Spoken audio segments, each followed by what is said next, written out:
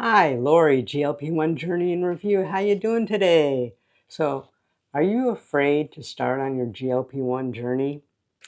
You're not alone. A lot of people have that fear.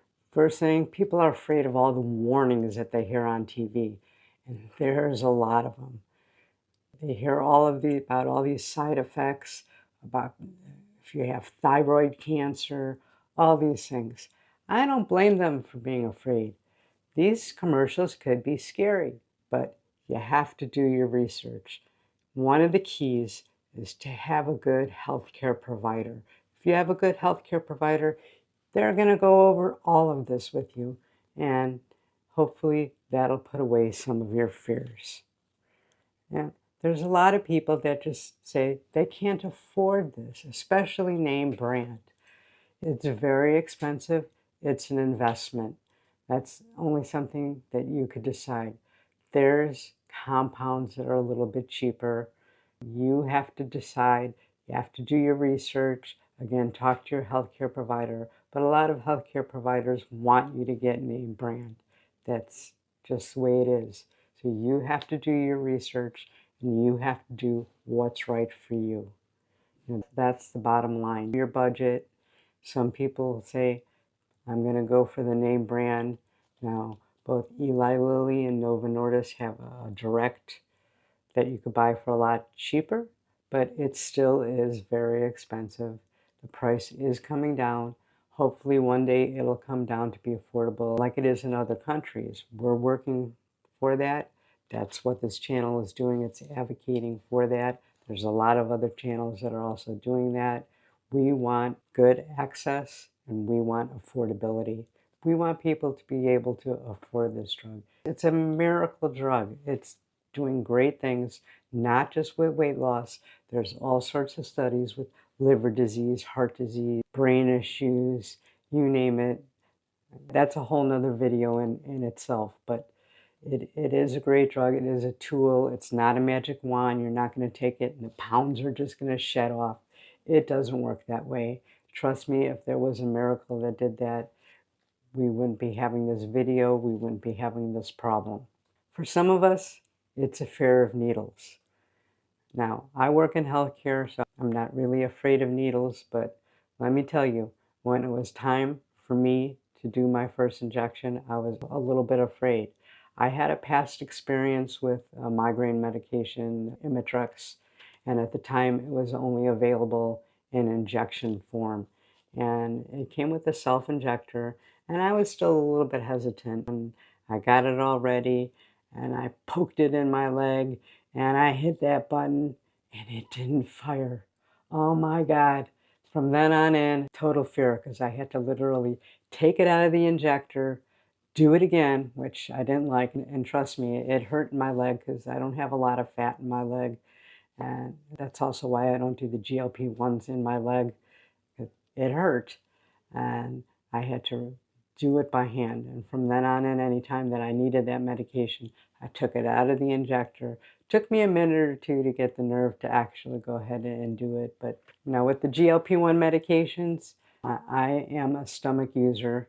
I rotate the site, kind of use my stomach like it was a clock, alcohol it off, pinch it, and first I'll do 12 o'clock, 3 o'clock, 6 o'clock, so forth, and then the in-between hours. And the first time I did it, I'm like, I didn't really even feel this. I actually had to look to make sure that it was going in and not like the needle fell off and there's liquid all over. After that, for me, it was pretty easy. And there's been times that I've actually had to do it twice, like when I'm at towards the end of the vial and didn't quite have enough, and I just draw it up in another syringe. I'm not going to bother using the same syringe in a different batch.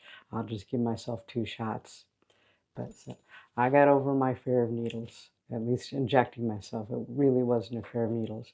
Now, if you're really afraid, there's some pharmacies that'll offer you the service of you come in there and they'll inject it for you. There's a lot of healthcare providers that'll do this, but that's an extra trip. I don't know if they charge for that. I know pharmacies don't, but you would probably have to arrange with certain pharmacists and so forth. And like I said, that's totally up to you. I know somebody that I work with that's deadly afraid of giving themselves a shot that has her neighbor do it. Again, the first time I was doing it, because I do it really early on a Saturday morning. I'm like, do I have to wake up my wife? Who, by the way, I said that she would get up if she had to, so that wasn't a problem. But like I said, after doing it once, no problem. The only thing that I do have a problem with is because I don't have a self-injector upper arm. It's kind of awkward doing it by yourself. So I've never really even tried it. And I've had such good luck with my stomach that that's what I use. Some people are afraid of the common side effects. All I could say about that, the most common ones are constipation, diarrhea, nausea, vomiting, and some fatigue. So if you're starting, again, you probably don't want to start a day or two before you have a big wedding or a big party or something to go to. Probably not the best idea because everybody reacts differently. You don't know how you're going to react. I personally have had so few side effects. It isn't funny. I think I had diarrhea once, maybe twice, a little bit of constipation, but nothing too bad, and really no nausea or vomiting. But be prepared. Have stuff in the house in case this happens. And make sure that you have lots of water, some electrolytes in case you do have some vomiting or diarrhea, because you do have to replace the water. If you're having diarrhea, there's over-the-counter medications. If you're having nausea and vomiting, there are some over-the-counter remedies. But you could also talk to your healthcare provider. They could give you prescriptions for things that will help you too.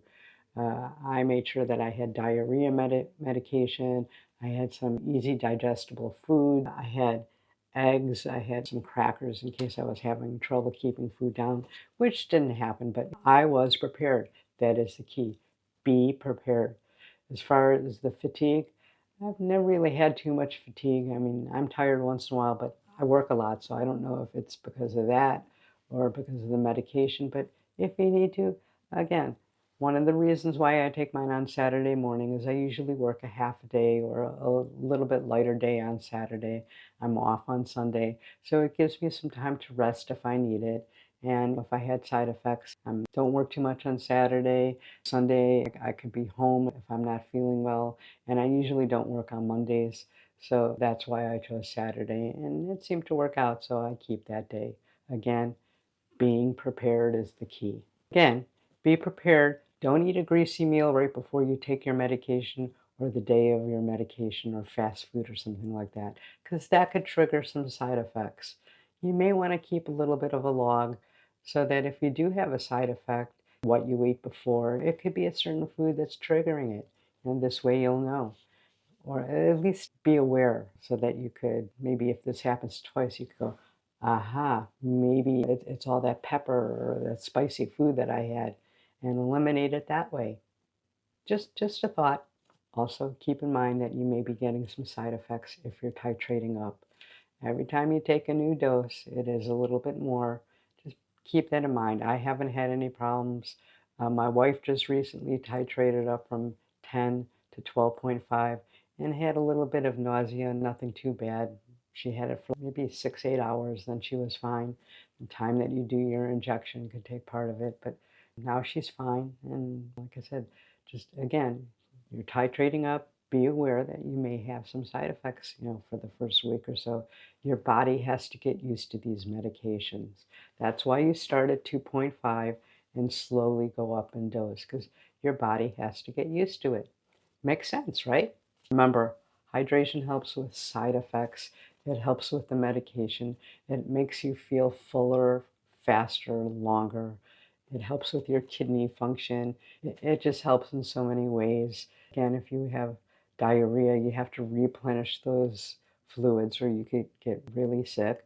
And hydration is an answer to a lot. Plus, if you're very well hydrated, you're not going to eat so less chance of you being nauseated or vomiting because you're not eating as much. Some people are afraid that just they're not going to like food or food isn't going to taste the same. Well, to a point, that's true. I really haven't had much of an issue with that. Now, I know some people, as far as alcohol, to say it just doesn't taste the same to them.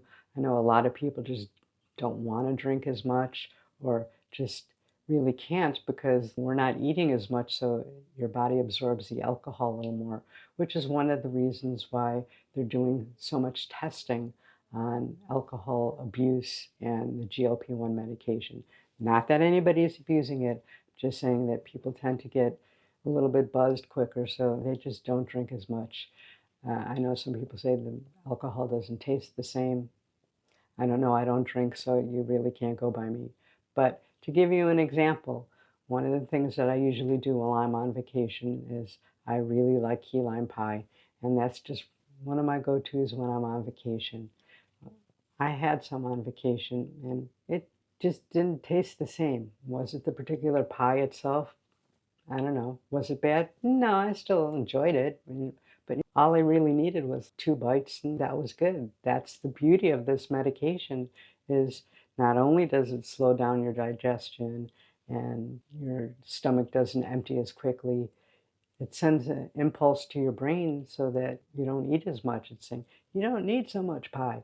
So 2 bites, and I was satisfied, and that was it. Now, will I not try it again? I probably will have it again sometime. And food pretty much tastes the same, possibly slightly different. Not that I don't like it. Could it be the way that it was made? Could it be the way that it was cooked? Could it be the food itself? Possibly, but it wasn't enough to make a difference. I could still eat what I liked before. So for me, that wasn't a problem. Now, remember, it also does send that signal to the brain. So you're not going to have the cravings that you had before, or the food noise. So that's going to help. And that was part of it. Can you still overeat? Well, yeah. Well, when I wasn't on the medication, I was full, and somebody would say, hey, how about that piece of key lime pie? And I'm like, sure, why not? I was full, but you're not going to have that type of feeling on this medication. That's where that triggering of the brain comes in. It does help. And so, yes, you can still eat whatever you used to like. Yes, you're still going to like food. You're just not going to eat as much of it. To me, that's a win. That's great. I still like food. Another one is, are people going to judge me? Well, this is a tough one because they judged us when we were overweight and we're obese. So of course they're going to judge us. Of course they're going to say, you're taking the easy way out. You should just need to eat a little less, exercise a little more. We have all heard that before. And yes, we've lost weight before, and we've put it all back on. So otherwise we wouldn't be here. We would have lost once, and then that's it. People are going to think of you differently. You can't help that. You can't help the fact that they're going to judge you, whether it's good or bad. Ways to get around that is to have a good support system.